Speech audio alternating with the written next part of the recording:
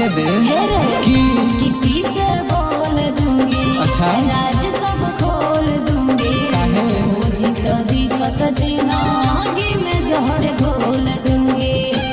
एगे भागम ही चिलाई दे बौदवाई बुझै नहीं बेलूरा करे नहीं ज्यादा बकवा सुनई तो कर देब लाठी से बुरा करे नहीं ज्यादा बकवा सुनई तो कर देब लाठी से बुरा अब फट जी तो पूरा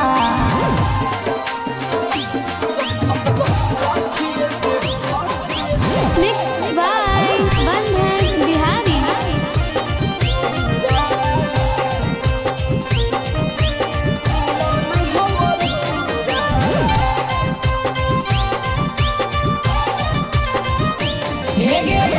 मजा बड़ी अइतौगे भीतर जब जइतौगे ऐसे नहीं बोल तनिको दर्द न बुझैतौगे हे बाबू की न कर बरियारी रे।